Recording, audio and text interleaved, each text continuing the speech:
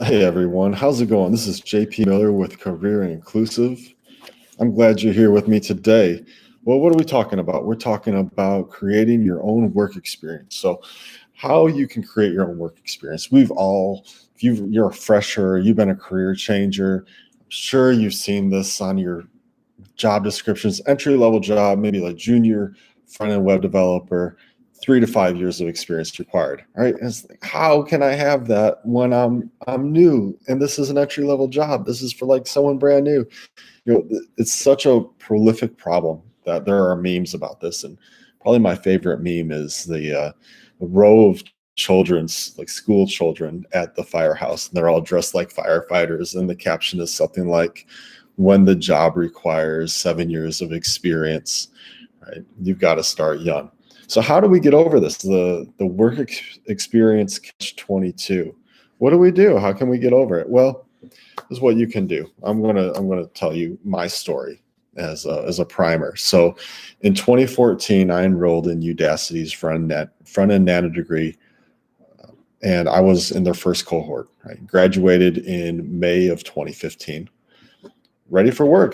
So I spent like 8 months learning web development, the HTML, CSS, JavaScript, and started looking for work. I was applying in my market, which was a small market, and there wasn't a whole lot of opportunity.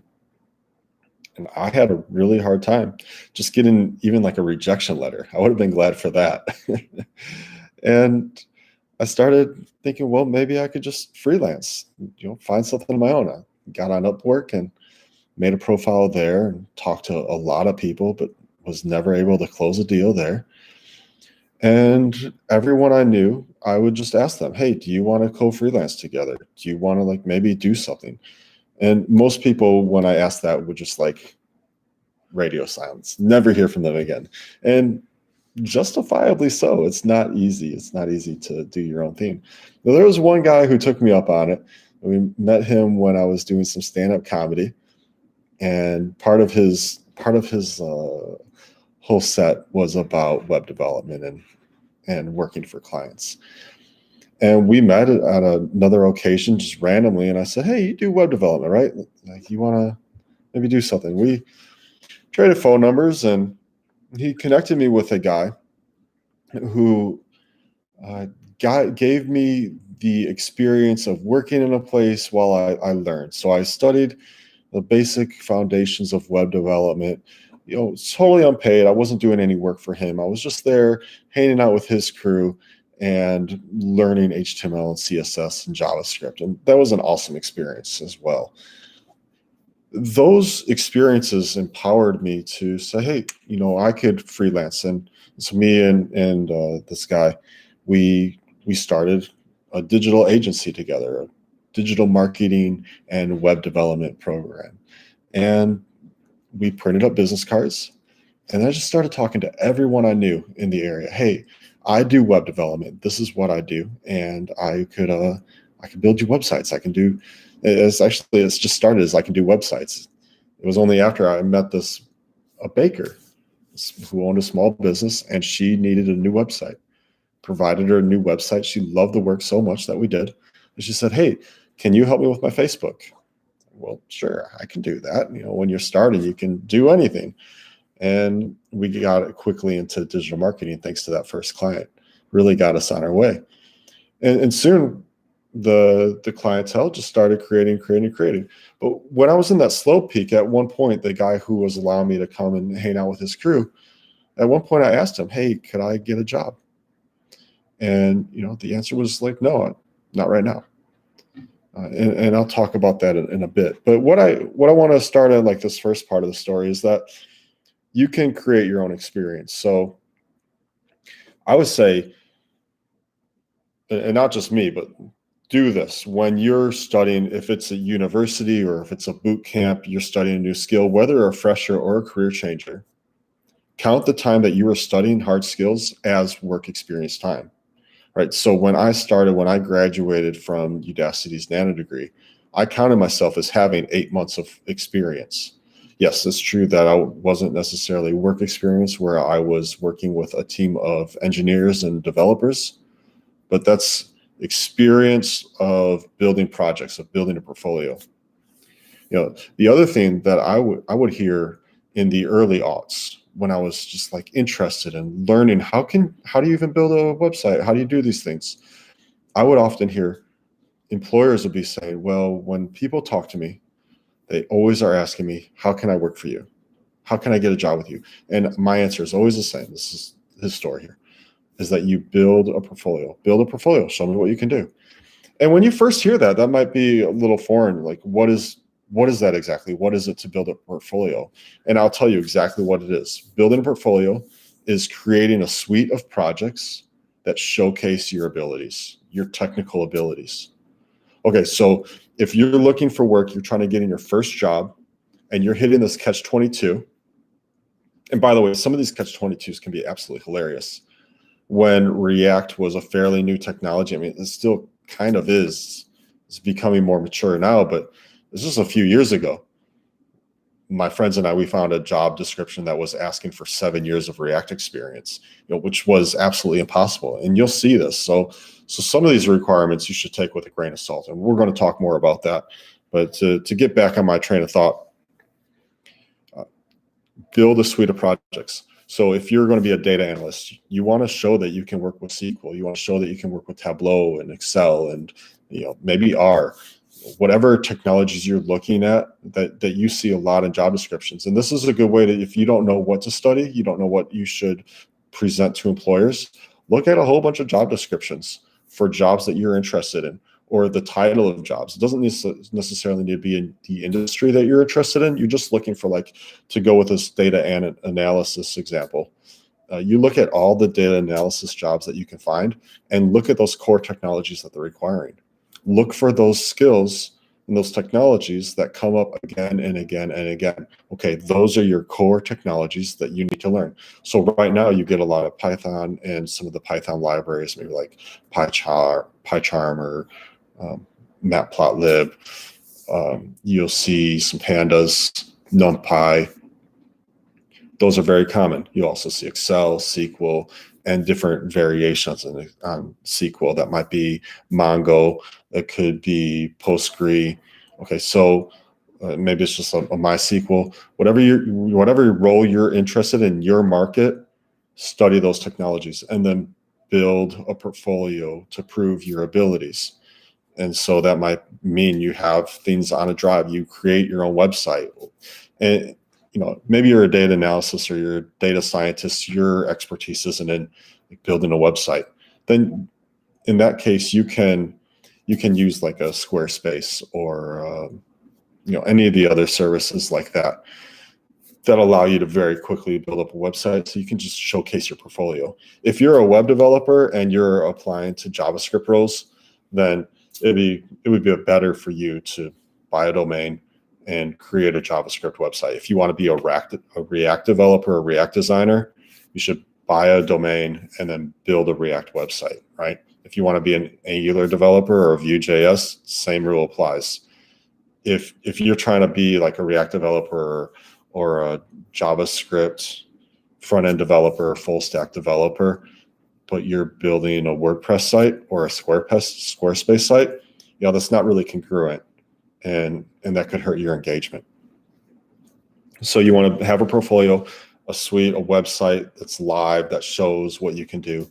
Having an active GitHub account can be very helpful. GitLab account, you don't have to be on like GitHub and GitLab and Kaggle. You can just choose one platform and really do it well. Knock that out and put that on your resume. Add a link to your LinkedIn profile and talk about what you can do. What I did, I started a company. So that's how I got my foot in the market. And with this example, going back to what happened with me, where I asked this man who had allowed me to come in to his office and study after several weeks. I asked him for a job. I was like feeling kind of like bashful and shy and like feeling like I didn't really deserve it. I wasn't worthy of it. It's like, oh man, I really needed a job though. I needed some money. It's like, man, could I work for you? And he said, no, not right now. I don't have the budget for it. Yada yada. It was an easy no. He's a great guy to this day, solid dude. But then I created my own company. It's like, hey, roll the punches. It's okay. I understand. I had a heavy amount of imposter syndrome at the time. And so I didn't blame him. And I started my own company and with this guy that I met doing stand-up. And we started selling clients. I found the woman with the bakery. He went to a car wash that he knew. And those were our first two clients. And then from there, we started building a portfolio for our business. And we had business cards. We talk. We go to Craigslist at the time. We were looking on LinkedIn Premium using their recommender system. And anywhere we could look, we even, like I mentioned earlier, Upwork. And we found clients. We found businesses that needed help, and we made them beautiful websites. After doing that for about a year and a half or so, same man calls me up, says, "Hey, I've got an open position. I would love to have you on my team." Right. And so by creating a business and by creating work and building a portfolio, I actually started to create engagement that came to me. So I didn't have to feel like I was tucking my tail between my legs and, please, I really need this. Can you? No, people started coming to me, recognizing the value and the work that we were bringing, saying, "Hey, I would love to have you on my team. You've got something that I need." And so that's another way to get over that catch-22. Another thing you can do is help your community. I'm a huge believer in this and huge fan. Help your community. Do what you can for your community. A big part of career inclusive is building inclusive communities of STEM professionals. The STEM professionals helping their communities. Where you live today, where you came from, help your communities. A lot of our communities right now are in pain. There's a lot of pain with the pandemic.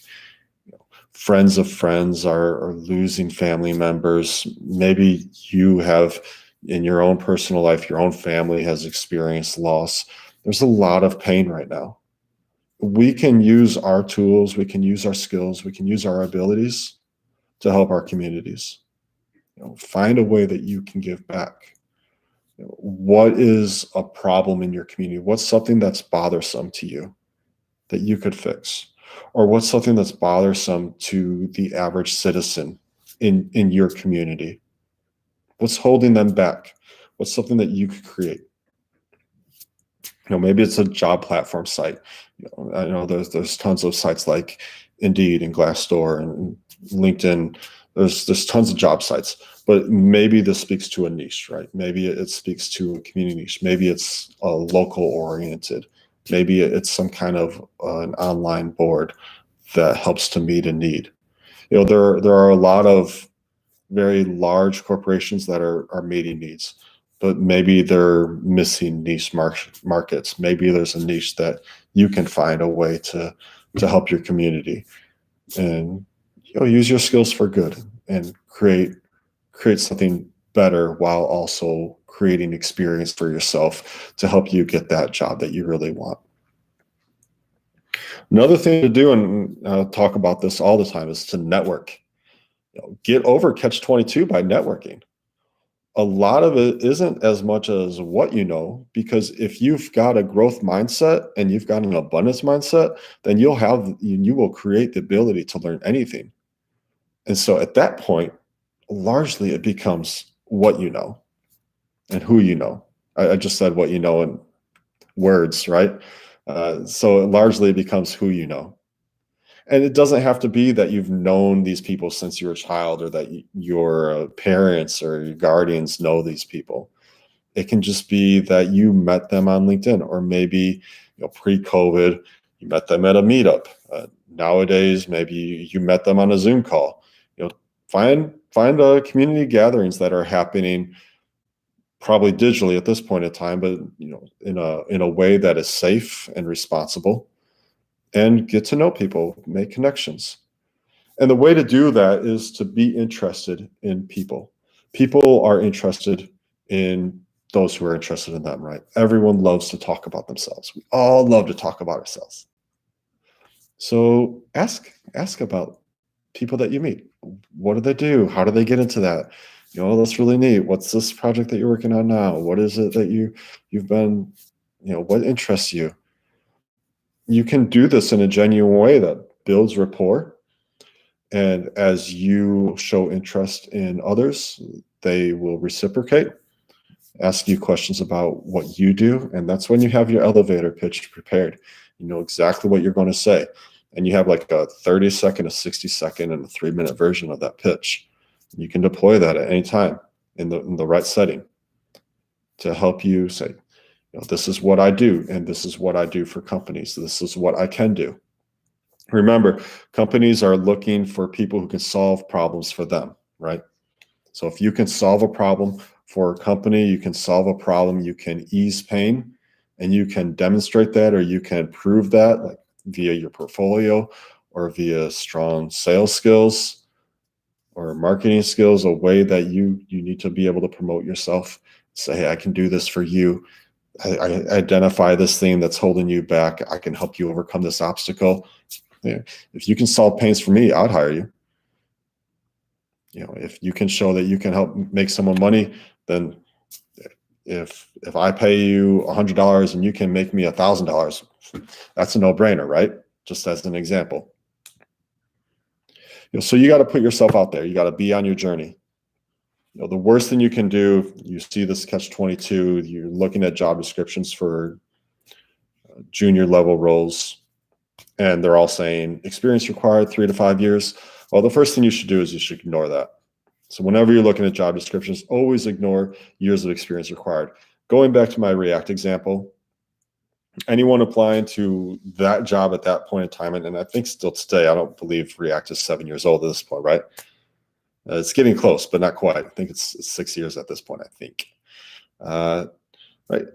They wouldn't have been able to hire anyone because no one in the world, not even Mark Zuckerberg, had experience with React for 7 years at that point in time, right? And so you should just ignore that. A lot of it is just HR boilerplate.